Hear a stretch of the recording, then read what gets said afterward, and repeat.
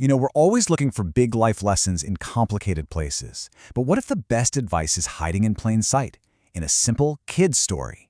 Today, we're going to break down a modern fable about a boy, his dad, and a smartwatch, and uncover some really surprising truths about family, honesty, and all the tech that fills our lives. The whole story really boils down to this one word, smart.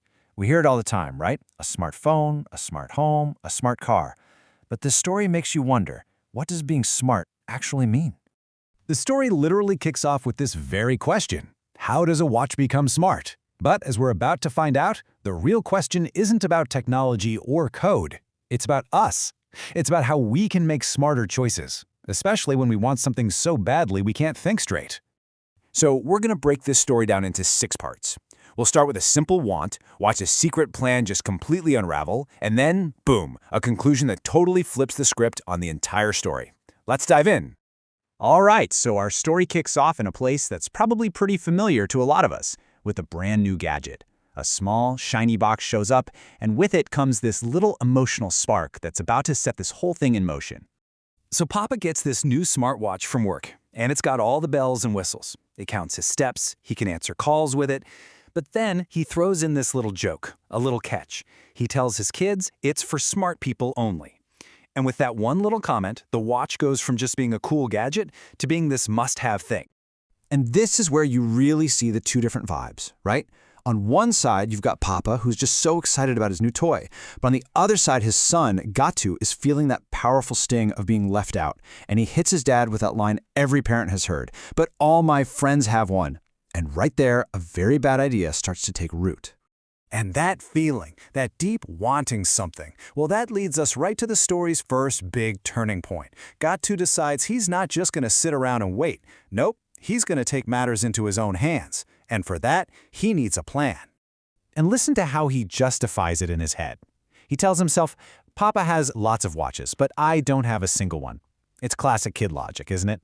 It's that perfect little excuse that makes a really bad idea feel, well, kind of fair. He's not trying to be a bad kid, he's just desperate. So he comes up with this perfect plan. And in his mind, it's so simple, there's no way it can fail. Step 1, take the watch. Step 2, show it off. Step 3, put it back. Simple. Papa'll be none the wiser. It's a flawless plan in the mind of a child. But we all know how those usually turn out. Okay, so now we get to the part where Gatu's perfect plan smacks right into the real world. And, as you can probably guess, this is where things start to get messy. And for a minute, it actually works. He gets to the park, he's showing off his new watch, talking about all its amazing tech. For one little moment, he's the man. He's got the status, the admiration, the coolest gadget, everything he wanted. But then, his friend Monty wants a look. He messes with a few buttons, and when he hands it back, he's got this little grin on his face and says, "Now the real fun will begin." Gatu has no idea what's coming, but that one little prank is about to blow up his whole plan. And here we go. This is the climax. Thanks to that little prank, Gatu's secret is about to come tumbling out in the most chaotic and kind of funny way possible. The fallout from Monty's prank just happens, one thing after another. First that night, bam, the watch projects a scary wolf onto the wall, totally freaking out his sister. Then the next morning, a meow alarm, and it brings a whole pack of dogs chasing after them. And then, the final moment, back at home, the watch just tumbles right out of his pocket and lands at his dad's feet. Game over. So this is it. The moment Gatu's been terrified of. He is busted, caught. But what happens next is the biggest surprise of the whole story. Something nobody, especially Gatu, saw coming. You can just imagine it, right? He's completely scared, just stuttering, sorry, Papa. He knows he messed up big time. He lied, he took something that wasn't his, and now he's just waiting for the punishment he knows he deserves. But here's the crazy part. How many times does his dad yell at him? 0. Nothing. Not a single angry word. His dad isn't angry at all. Instead, Gatu gets something totally, completely unexpected. His dad just calmly explains that Gatu never had to take the watch in the first place. Why? Because Papa had already bought a second one, a matching one, for him.